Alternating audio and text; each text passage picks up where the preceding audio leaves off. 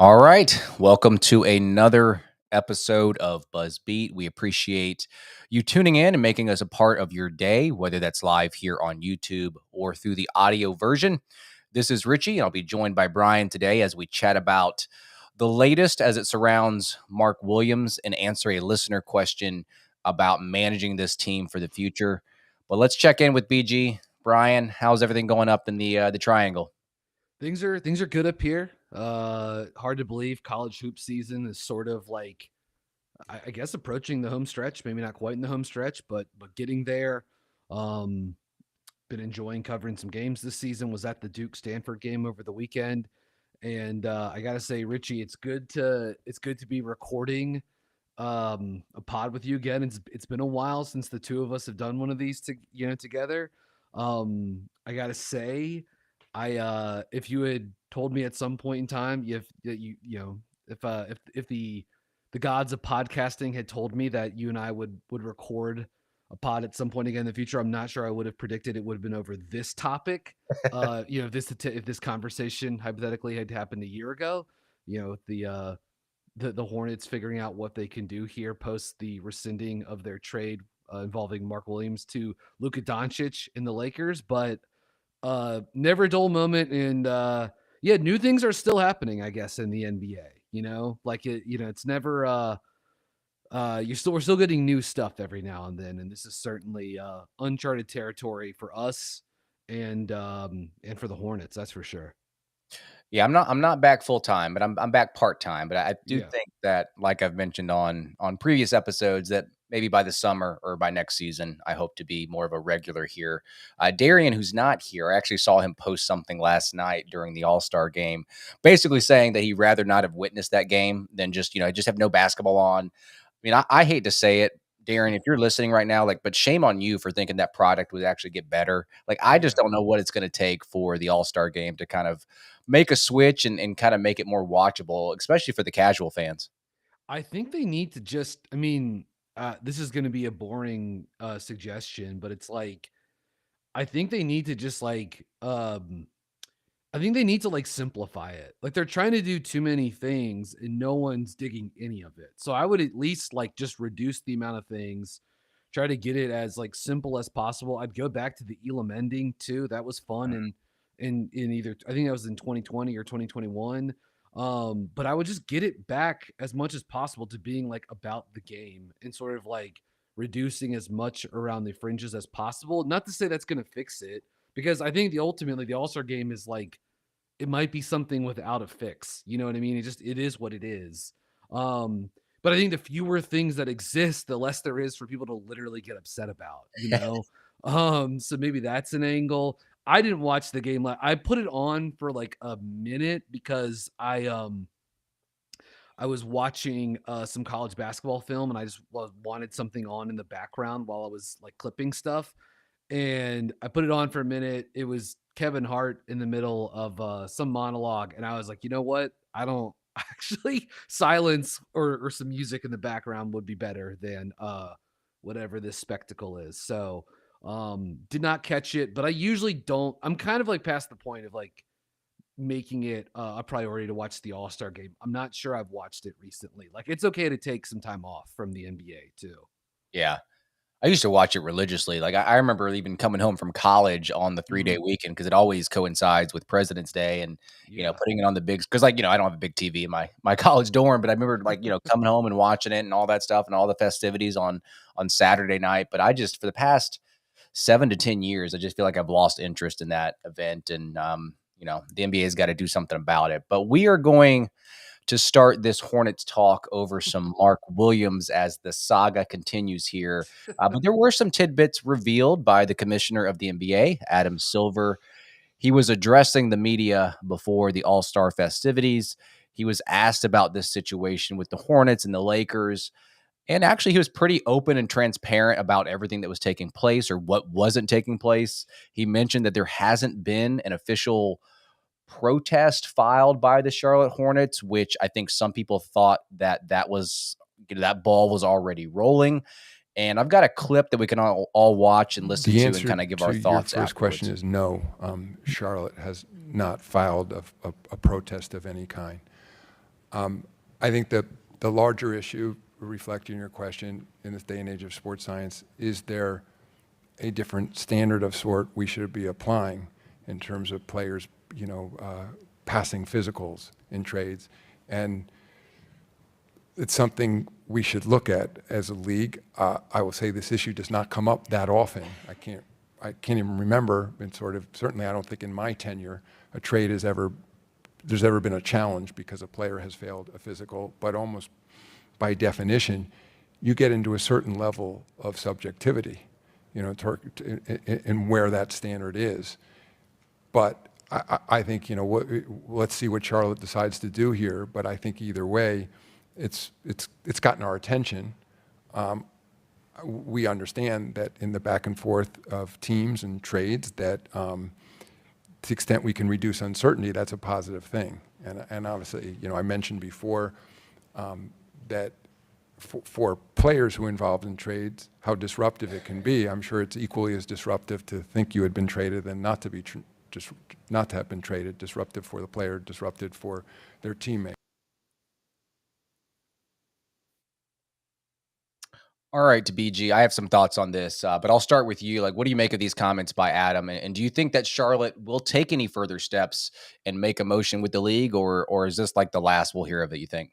Yeah, well, just ultimately, I think when Shams put out the tweet last week, and this was the tweet according to Shams from ESPN, the Hornets have been in contact with the NBA as they explore options to dispute the Los Angeles Lakers' failed physical assessment of Mark Williams. Sources tell ESPN the Williams Dalton Connect trade was nixed on Saturday, and now Hornets weigh avenues to challenge. So I think some people read that as, maybe even including myself, as that it was just sort of only a matter of time before there was a formal protest or appeal that was brought from the franchise to the league.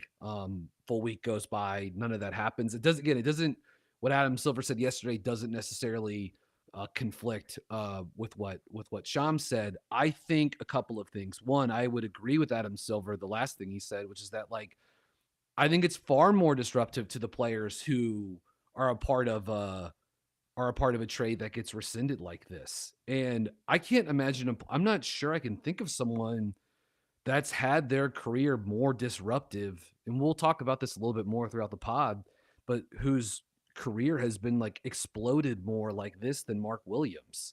Like, he's in the midst of a breakout season, after missing the first month or so of the year, missing basically all of last season. He thinks he's going to get to play with the Lakers, like the glamour franchise in the NBA. It's maybe some sad feelings too, moving on from the franchise that drafted you, the state that you played college in. He's from Virginia. He's an East Coast guy, but you're thinking you're going to play with LeBron and Luka going forward. All this stuff happens, and then immediately you're just pushed back in the opposite direction. Um, and it's not black and white either, right? Like, there's so much collateral damage that comes with this. So I would just say, like, first off, I feel really bad for all of the players involved, especially Mark Williams, but also Dalton Connect too. Like, this stinks. And it feels pretty unfair for these guys to be sort of like just the ones who are stuck in the gears of these $2 billion, operations that are just squaring off against one another here. Um, I think the words that I would pull from the Silver quote that we just played there was when he says, "quote reduce uncertainty," that the league should be looking for ways to make sure something like this doesn't happen again. That I can't agree with more. I'm hoping this is the last time I see something like this, because it's pretty gross and it's pretty unfortunate. Um, I am hopeful that the Hornets will continue to look into options for appealing this, or for protesting this. I mean, they're doing their due diligence as a franchise. Um, but ultimately, like, if I'm thinking about this from like the players who are involved here, like, it's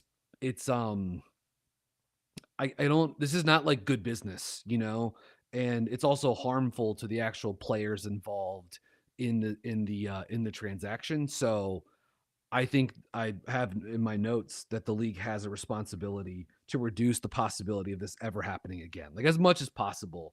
Um, so whether that's, you know, in terms of Adam Silver mentioned sports science, and sort of like coming up with a more standardized version of what it means to pass a physical, which is something I like. It's like a little hard to believe. I mean, it does seem like it's fairly subjective. Mhm. But you know, is that something where you need it? You need the league needs to have like an agreed upon, you know, third party that's doing physicals, or does more information need to be exchanged in the initial sort of like electronic transfer that I think we've all probably have heard about in the last couple of weeks, that this sort of like initial sort of discovery phase that happens leading into the, you know, once the trade's been like agreed upon but hasn't been formalized yet, where the teams are sharing medical information about the players, like um it feels like, you know, does that need to be, part of me thinks like that they need, maybe they'll need to be more forthcoming in that type of discovery, but I could also see teams wanting to be even more guarded with that information now after sort of like what's happened here with with Mark Williams and the Hornets and the Lakers too. So I have kind of a lot of different thoughts about this, especially as it pertains to the Hornets and to Williams. But yes, the like ultimately it's on the league, it's on the Players Association. I would just say like I'd be curious to know what they've been doing behind the scenes, because I haven't seen a lot. I haven't seen much sort of like public acknowledgement of like where the union has been. I mean, I'm sure they're supporting Mark Williams, of course they are, but I'd be curious to know sort of like what that effort looks like. You know, the group that is should be actively, you know, supporting one of its own members. So I'd like more information about that. I don't know if I'm going to get it, but if and when the league is working towards improving this kind of situation, so they're mitigating the possibility of something like this happening again, the association has to be involved in that process too, obviously. I'd be curious to know just like a little bit more. Perhaps I've missed something. So yeah, I don't know. Richie, have you heard anything about the association in terms of like if they've had any sort of like public comments about this, or just I'd be curious to know where you are on what Silver said earlier this week, or I guess Yeah, no, last I've not weekend. heard, yeah, anything official. And you know, this situation's so rare. Like, I just don't feel like it's going to present itself often. So it's probably something they don't really think about that often. But the Hornets and the fans of Charlotte, you know, the Lakers were on the receiving end, but it feels like it affected the Hornets a little bit more. Entirely. Yeah, It's not. I actually don't even think it's like close. yeah, I yeah, don't. I don't. I don't think it's even close in terms of like who got burnt worse here, which is what makes the a lot of the comments from like the Lakers media apparatus that have been sort of like criticizing, been very critical of the Hornets in the front office and the organization for this. It feels really purple and gold tinted because the Hornets are carrying a lot more downside risk here yeah. by this.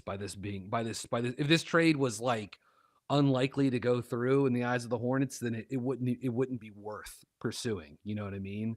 Um, so I know I wanted to toss that in there too. Yeah. Yeah, so obviously with the deadline passing, there's really not much the Hornets can do at this moment.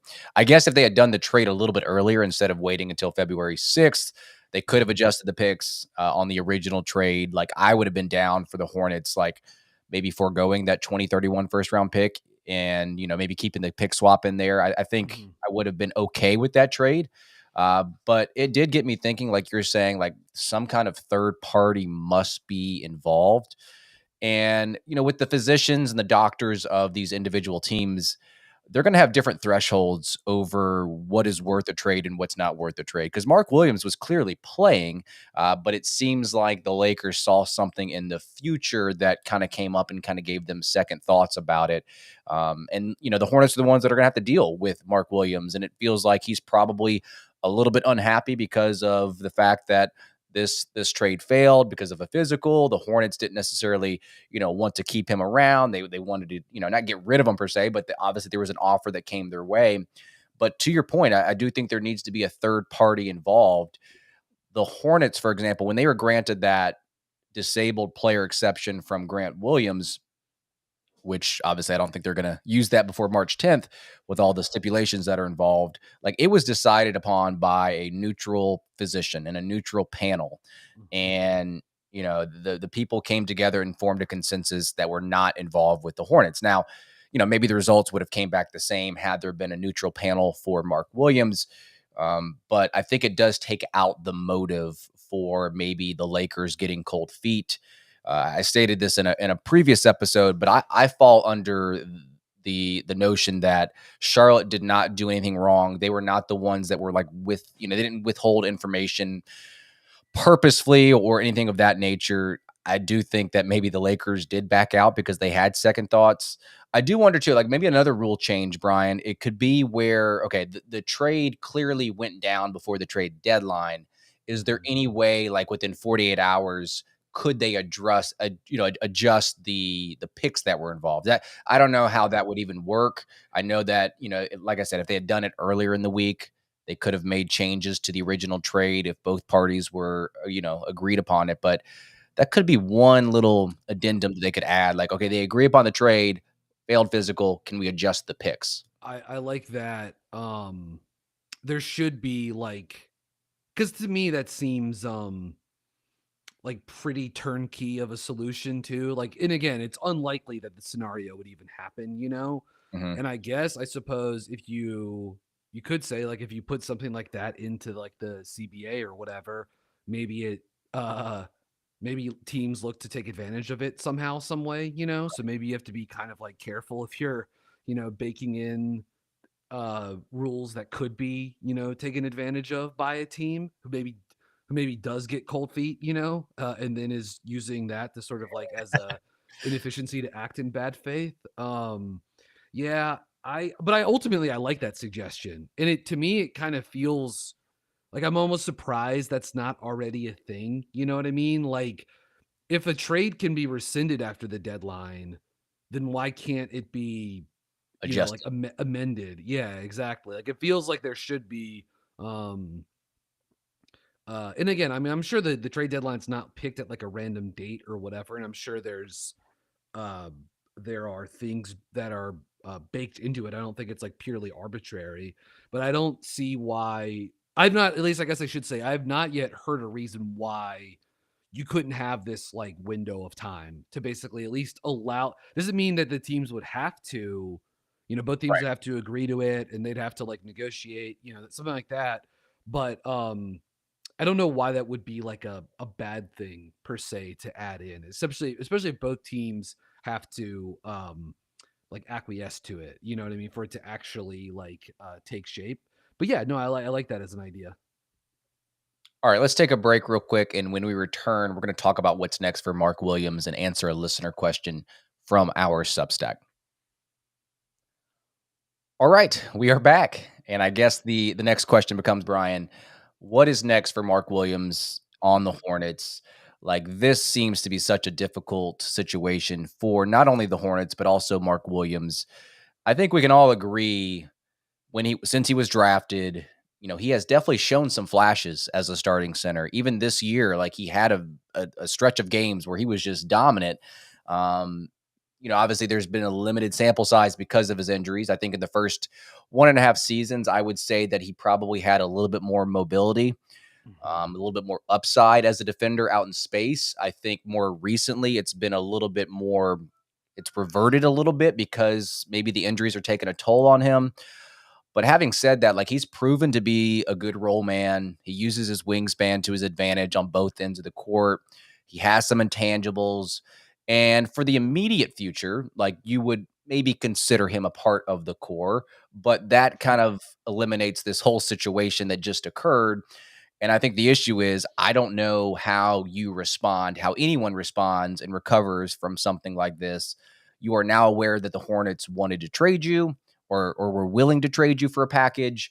You now know that the Lakers declined you because of, the medical, maybe not so much the on-court stuff, but just because they were scared away. So, Brian, how do you recover mentally from this? Where do the Hornets go from here? does he have any kind of extra motivation to play better, or maybe stick it to the Lakers and the Hornets, or is that just something that's a hurdle maybe too big to come over? No, I think so. Just to answer what you said last, and then I'll sort of backtrack and expand on where I'm at with Mark and the Hornets right now. Yeah, I would hope this would be fuel for him. I would really hope it would be fuel for him, and not even in the sense of it would be rewarding for the Hornets, but I would for me I would like to see him stick it to both teams. Like I would. And Mark's been well, that's what's so that's one of the things that's really messed with like my like really giving me a lot of like cognitive dissonance when I've been like thinking about this trade the last few weeks is like he actually has been playing this season. He's been playing very well. And I understand that the way the Lakers reported it, the things that they found on the physical were sort of more like intermediate to longer term in terms of their sort of like risk assessment.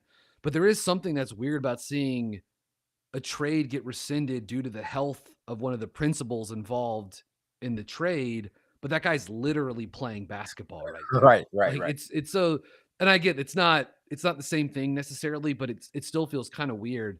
Um what's next for the Hornets and Mark Williams? I honestly have no idea. I do want to say, like, I want to reiterate, like, again, this sucks, and I feel really bad for Mark Williams. I covered Mark at Duke. He's a good guy. He's like an interesting dude, and like I would say, like more of like a kind soul too. And this is like a really like crappy in public thing for him to go through. Um, as far as the Hornets go right now, just like looking at where the pieces are on the chessboard, it doesn't feel like they have any good moves to make, at least at this like moment right now. It feels like every move is defensive and it comes with risk. Like there's nothing they can do, at least from my perspective, that feels like it's just it's that would be like aggressive and would carry like a lot of upside right now. Everything feels it's moving in the opposite direction. Um it just feels like if you move in any single direction, it's going to cost you from a relationship standpoint Mhm. or trade value, or more importantly, like player health. And I think ultimately, like this isn't even just sort of about like executive deal craft and that type of stuff. Like I think ultimately this comes down to like how do you feel the willingness of someone to forgive or to forget? Which is like a whole other conversation than like what do we think the trade value of Mark Williams is, in the next like 6 to 18 months or whatever. Um, I do think for whatever it's worth that like time and money can heal a lot of wounds, and maybe you never fully build back all the trust, but certainly like there are ways you can reaffirm you can reaffirm that. And if both sides can, again, if the two sides, Williams and his representation and the Hornets, like if they decide that they want to try to make this work longer term, then it's like it becomes couples therapy, like list out some expectations and try to find a way to sort of like, how can you meet in the middle. Um that said, and I sent this in a text, I think it was last week, to you and the Buzzbeat guys, you and Spencer and Darian and Lee. Um like, can you name me a player or an asset or whatever in the league that's in more distress right now than Mark Williams? Like, this feels, I don't want to panic and jump to conclusions because, like, I think the Hornets still, to an extent, have time on their side. Um, but for me, it's really, really hard to square the fact that in the span of 72 hours, Mark Williams goes from netting the Hornets, Dalton Connect, a recent first round pick, a 2030 pick swap, in an unprotected first round pick. And on the flip side, at this point in time, when the deal is agreed upon, you've got Lakers fans talking about he's like Mark Williams, like he's going to be the next Kareem Abdul-Jabbar, right? And he's going to be the guy that's going to pair with Luka, and they're going to win titles together. So that is like the perception of Mark Williams, not just from like a fan standpoint, but also from like a literal like transactional standpoint too. Like he got a first round pick 6 to 7 years out in the future. That's a crazy return, right? And we were celebrating that the last time I recorded a pod on here with Spencer and Darian, and then in a span of 72 hours, this guy, I mean, I don't think he's like tradable now, right? Like, I mean, maybe you can repair and recoup some of that trade value with some healthy stretches of play, but like uh, I feel like this is just going to be an impediment that's going to follow him around for a while. I hope I'm wrong about that. Like, I hope he just stays healthy and he gets to the other side of this somehow, some way. But right now, I don't see a pathway to get from here to there that doesn't take a lot of sort of like wishful thinking too, you know? I hope I'm wrong about that. Um, so I don't know. He's extension eligible this summer. My guess would be nothing gets done. Maybe you, assuming he's not traded, maybe you take things into the 25-26 season. You continue to play him. Hopefully he stays healthy. Maybe you can try to lock him in with more information. You know, you can try to lock him in on a contract if you want him to be a part. If he's healthy and playing, and you know, I don't like thinking about things in this regard, but maybe you can use some of these things as leverage to get him at a more team friendly number. But like that's really crappy for Mark Williams, you Right. know, and I'm not sure, I really like thinking about it like that. But from the team side, maybe that's the way to play it. I don't know. Like none of these are like good pathways. Again, I don't see like the obvious move for the Hornets to make right now, which is perhaps why they're in a bit of a holding pattern, you know, between what Shams reported last week and what Adam Silver said 2 days ago out in San Francisco. Yeah, it's funny you talk about how, Mark Williams is not tradable, but like if I had to put money on the situation, whether they extend him, whether they just keep him into the next season, or whether they trade him this offseason, I'd actually probably lean towards trading him, even if it Mhm. means like the assets that you get in return are just nowhere near what they would have gotten from the Lakers. Yeah. So if some other team or even the Lakers, that'd be kind of odd. I don't think it'd be the Lakers, but if some other No, team needs that to address, never. It's yeah, yeah, not that. yeah, I don't think these two teams will be doing. I mean, I'm the like a 20 millionth person to say this, but like I don't think these two teams will be doing business Peter, again anytime Peters would be soon. like, "We'll do the trade again if we just keep the same terms." Yeah, yeah, yeah. Yeah, yeah. Um, but yeah, if some team wants to address their center rotation, I do think that's probably the highest likely path for the way that this plays out. I guess I'd probably put like them just keeping and holding on to him for one more year. I just can't see them extending him after this. And, from No. both parties, not just from the Hornets' point of view, but from Mark's point of view, Mhm. and maybe they can try to say, hey, we just want a larger sample size, we want to evaluate you more, we're going to take you into next season and then address the situation come next the following off season. Now I It's guess the question, go ahead. it's just it's hard to do that if they're I know. continuing to also like protest the trade. Like that's Yeah. like man, it's crazy. The opportunity cost of like that deal not working out for the Hornets is crazy to me. It's crazy. My question to you is real quick, what do you think they do with him, like for the rest of this season? Like, do you see him just kind of Whew. fading into the background? I kind of do because and I see it from like a few different reasons. I mean, one, the team is not trying to win games right now. I mean, they've really like activated like, tear down protocols, and it makes sense. I mean, so many guys are hurt right now. And so why in these meaningless game, not I mean, every no, I mean, meaningless is a little strong, but in these games that don't really hold like a ton of value in terms of like um wanting to like win games and show game to game growth in terms of like the results, why would you play Mark Williams and also potentially risk injuring him, right? um that's the thing that like does make all of this feel like a little weird now, is like, you know if the evaluations from the Lakers doctor are correct, that this guy really does have some serious concerns. And I don't think any of that.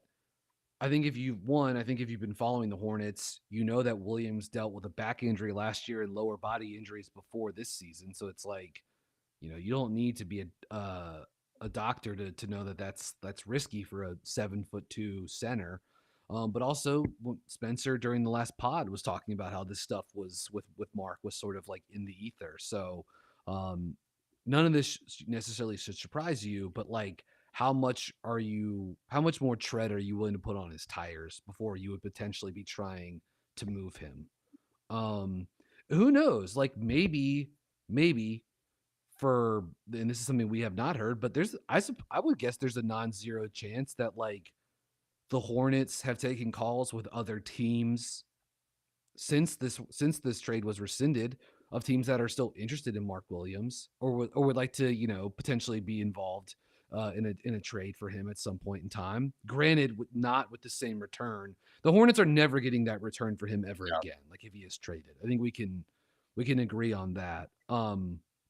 Barring him just turning into like a superstar, and never missing games and stuff like that. But anything short of that, it feels like that window is closed, which again, the opportunity cost is tough. But no, my guess would be they're gonna shut him down, and you just try to use the next 2 months to figure out next steps. And if the plan is to try to like mend fences, you can use that. The off season's long, you can use that, or use it as runway to start talking with people and try other executives and trying to find a trade that maybe works for you at some point in time.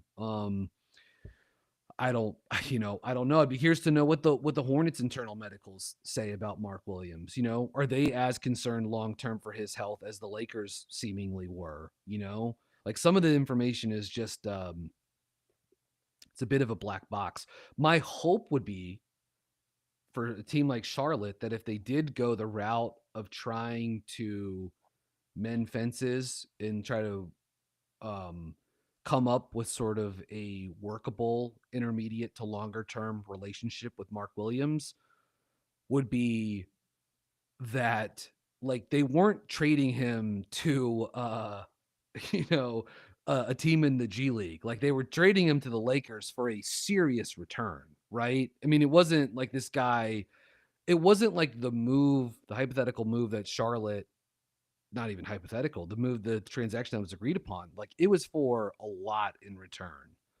And so the Hornets still should be able to say to him, like, we clearly value you a lot. We were only going to Yeah. move you because we were getting this much stuff in return. And it was to the freaking Lakers to play with Luka and LeBron. Like, we were trying to do right by you to an extent. I don't know if that's a pathway, but it's another thought that had Yeah, crossed my Matt mind. Strand in the comments says he thinks it looks even worse on the Hornets if Mark does not play again this season. I see both sides to it.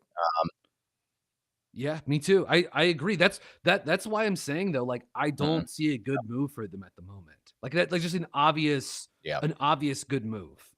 Um, which is sort of like when I see stuff like that, I think like it's best to just be less reactive. But you know, I don't know. Like you and I we don't work for the Hornets, and so we're not on the inside. So I don't know where their heads Yeah, are we don't at work for the either. Hornets, but this next question comes from Matt Wood on Substack, and he wants us to put our general manager hats on. He submitted this through Substack. You can visit our Substack by going to buzzbeat.substack.com. He had submitted this back in January, but I never got around to answering it. Keith, who's also a very active participant in Substack, he has a question as well, but we're going to have to wait for another episode to get to that segment. But here's the question submitted from Matt. What does your inner GM tell you to do in terms of developing a 1, 2, 3 year plan to win a playoff series? Tell us where we start, where we go from here, and why. Now, this is a very, I think, ambitious task to take on, taking a 20-win team, turning them into not only a playoff team, but a playoff winner by 2028. Yeah. I think where I want to start is just kind of looking at the roster right now and thinking about the pieces that should stick around for future seasons. And, maybe they'll still be on the roster by the 27-28 season. And I think as of now, if I'm wrong, please somebody correct me, but I think LaMelo is the only player under contract for that 27-28 season.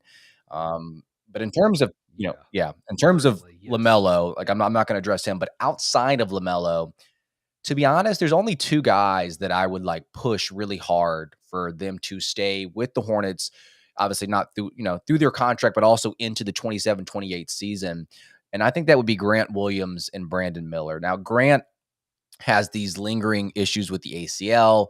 We are obviously not going to be aware of how he recovers from that, but if he does make a full recovery, big if, I think he just provides way too much for this team that just can't be replaced as easily. And that goes for both on the court and off the court. I think his versatility, as a roll man, as a pick and pop guy, as a partner with LaMelo, like he's the ultimate glue guy that connects all the pieces on the court, and just kind of just shows up by being a vocal guy. And plus, he's played meaningful minutes in the playoffs as well. And then for Brandon, I know that that's been a rough year, a conversation that people have been having with his inconsistencies, his defense kind of stagnating, and obviously the injuries that have popped up recently. I do think some of his struggles have been adjusting to the new offense under Charles Lee. I want there to be a balance with him in terms of like seeking his shot in the mid range versus just like firing away from behind the arc. And I don't want Lee's system to kind of like underutilize him in that way. I think there's a sweet spot there. I wouldn't say he's like one dimensional now, but it just feels like he's turned into this like 3-point shooter, relocator. And I feel like that needs to be reevaluated moving forward. And that's something on Miller's end, but also on Lee, and he should look into that as well. But you know, not looking like down the road here, Brian, and trying to make a plan for year 1, year 2, year 3. But in terms of the current roster right now, Mhm. how many of these guys do you feel like you would like push for a roster spot 4 years down the road, 5 years down the road? Yeah, I mean Miller, and then whomever depends on where they end up with Yeah. their lottery pick this year. You know, like that would be those would be the. And I know that's not. They've got a lot. Luckily, they still have a lot of like incoming picks in the future, and some of those I think are still going to be fairly important. They're still fairly good trade assets, or not trade assets, but just like team building assets at the moment. But as far as guys on the current roster, I think Miller might be the only one. And I say this as someone that's, I think, as far as like the Buzz Beat contingent has been for several years now, like I think I've been sort of like the most patient with LaMelo and sort Yeah, of you the have. most I've wanted to give him and the team as many chances to work as possible. And I'm not like out on LaMelo right now. But just I think if you're thinking about a multi-year teardown, so you're thinking like 3, 5 years out, I think that's when you have to start like entertaining the possibility of like really like seeing what you could get for him. And I don't like I mean, he's one of my favorite athletes to watch in the world. I love watching him play basketball. He's brought me a lot of joy over the years covering the Hornets, and I'd love for him to be a part of a winner in Charlotte. I think it would be really fun and would like, and for whatever it's worth, like for me, like I would feel some level of like vindication. But each and every month that goes by, it feels like less and less like a thing. So I'd be curious to know, like, can you get a Godfather offer for him? You know what I mean? In return, in terms of all the picks, all the swaps. I mean, maybe it's too late now. Maybe the opportunity to like sell high on LaMelo has already like come and gone as the injuries and inconsistent play sort of like continue to stack up. That said, like I believe in his talents, 6'7" with that kind of shooting touch and passing skill. Like if I were ever to get around to the point where I was actually having to like consider like moving LaMelo, like I'm having a lot of meetings to discuss that. Do you know what I mean? Like that's something that I would not take lightly. Um because it would be one of the biggest decisions that the franchise has ever made, you know? So it would be something to it would take on a lot of gravity, and it's something that would require a lot of time and thought. So I would say Miller. Honestly, if you'd asked me this question a month ago, I would have entertained Mark Williams Yeah. too. Now I don't know what to think. Like that's yeah, I mean I mean among the many things why this trade being rescinded by the Lakers, why it's frustrating, like the fact that it's just like warped my perception on Mark's like long-term prospects. That man, that really stinks. I'm sure it feels super weird for Mark too. And I'm not like even out on guys like Salon and Nick Smith Jr., who I think has had some nice moments this season. But like they're certainly not like untouchable, you know what I mean? So Miller would be the one guy, and I would have a big fat asterisk next to LaMelo. You know what I mean? Because it just depends on which route you want to go. Yeah, I feel like the I conversation around think. LaMelo, if we're answering this question and you're trying to kind of plan for the future, I feel like that conversation needs to be had sooner rather than later. Like you can't have this conversation 2 years down the road and think that Yeah. they're going to make the playoffs in Yeah. 27, 28 and Yeah. win a playoff series. So, whether that's this off season or next season, in mid season, I feel like that conversation needs to be had sooner rather than later. I wouldn't say Diabate is a guy that like they Mhm. must have like on the roster 3 years down the road. I mean, Yeah. obviously, he was on a two-way that just got converted, but I just love his mold, his intangibles, his ability to rebound the ball, and he's not gonna be a guy that gets played off the court because Very of the lack of defense or because of, anything specifically, which happens a lot in the playoffs. I feel like he's a guy that could be, within your top 8 to 9, in your rotation. Obviously, he's not a guy that's gonna swing a playoff series one way or the other. But I like what he brings to this team, and I just feel like Jeff Peterson has done a good job in terms of finding as many guys that have that blue mhm, collar mentality, two-way players, and I think that's what the Hornets need to do this offseason and into next season. And Darian always talks about like having a veteran player at the center position. I would actually prefer the veteran to come in the point guard position. Kind of like a CP3. Like obviously CP3 is just one of a kind. mhm, It's going to be hard to find someone with that longevity and someone who can mentor young players. But I just feel like a point guard has a wider range of influence because they're involved in every play. They're an extension of the head coach. So I just feel like naturally a point guard mhm. doesn't have to be your starter, but your backup who's been in the league for year after year. I feel like the Hornets need to address that. So yeah, I mean, I think you can address both the center and the point guard position, but I think having a mentor at the one spot is just it's just easier to have an influence on the team. And then last thing I'll say in terms of like, go ahead. I just real quickly, I think that's what the needle they were trying to thread with Kemba as an assistant this year too. Like I know it's not the same thing because he's not on the roster, not playing, but I think that's like one of the things they were Yeah. trying to go for with The him. last thing I'll say about the longevity, or not the longevity, the trajectory of the Hornets, like this lottery, like I mean, because I don't keep up with the draft as much as you do. How much would that Mhm. change if the Hornets landed 1 versus 2, 3, or 4? Yeah, yeah, Considerably, I think. I think like the thought I had when we got this question from Matt was like when I was considering like the 1 year option. The only pathway, in my opinion, that the Hornets get from where they are now as like a 20-win team to a team that could be in the playoffs next year. I mean, I think even then, I mhm, don't think this is like, I mean, it's unlikely that this happens. And even if they were able to get Cooper Flag, like, I don't, it still would be very hard. And you would still need health from LaMelo and Brandon Miller and all these other guys. But I think the only way that like the Hornets get from where they are now to being in a playoff round next season is like they get Cooper Flag and everyone's healthy next year. I don't think there's like there's no other way to like be in the playoffs next season without like blowing up your sort of like long-term viability. I think is short of getting Cooper. And like there's a lot of guys that like I mean I think there are like multiple franchise altering players that are poised to go in the lottery this season, but Cooper is the guy that I think like from day one is just like helping drive winning and is the guy that you can also run offense through. Um Short of that, I don't I don't see it. I've said this a few times on the pod, like I cover Cooper at Duke this season. I've seen all but 2 of his games up close when they've been at home. I've charted every game of his at Duke, including the preseason games. I watched him at Montverde.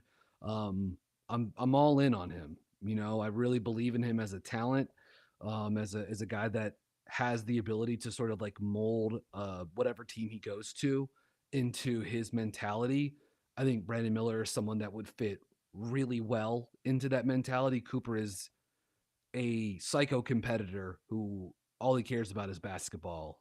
And um, I think he's a guy that pretty quickly would set the standard. And I don't think Cooper on the roster this season makes the Hornets a playoff team. I'm just saying like that's the only way that I think you can actually have that kind of upside. Um, Again, barring, LaMelo and Brandon Miller playing 82 games and both making a jump. I'm not sure I see another pathway but if you're looking at this as a multi-year thing, the 1, 2, 3, 4, Mhm. 5 year, plans. Yes, I think there's a lot of guys you could get that could potentially be like very useful for you. And also, if you're thinking about this as a multi-year thing, I brought this up on the pod with Darian and Spencer the last time we recorded, but the 2026 draft is shaping up to have some potential like franchise defining guys in it too, with Cam Boozer, with AJ DeBansa. So if the Hornets are looking at this from like a multi-year perspective, and if you also decided to push the big button and like move LaMelo, well, then you would be gunning for the number 1 pick or a top 2 pick next year, while also getting, whatever you could get in return for LaMelo. So, they at least have some options now, but there's no doubt that we or Spencer especially did a great job on our last episode laying out how after this is with the Hornets seemingly having the 2031 unprotected pick, the 2030 pick swap, everything coming in the door from Phoenix too. How the Hornets had sort of like set themselves up really well from like an optionality standpoint. That if they wanted to sort of like microwave a contender in a year or two, that they would have the contracts and the assets to like make a big swing, right? And trade for an all-star level player on a big contract. And it does feel like they've lost some of that sort of like higher end sort of like optionality that they seemingly had 2 weeks ago, but they still have a lot of reasons, a lot of like tools at their disposal, including like potentially what happens with LaMelo down the line. I don't think anyone on this roster is untouchable either too. And like as much as I want Brandon to be a part of this going forward, as much as I like believe in him as a guy that could make an all-star game or two at some point, like the longest view of the sort of like arc of the franchise has no one currently on the roster is Yeah, untouchable, that's a bad thing. So I think, yeah, I mean like, but like it's not, but it's also like this isn't like the Chicago Bulls really have like no one that like in 5 years you would expect to still be on the roster. I mean, maybe Buzelis or Kobe White, like you could be in a much worse spot. LaMelo, Brandon Miller, these guys are still really, really young.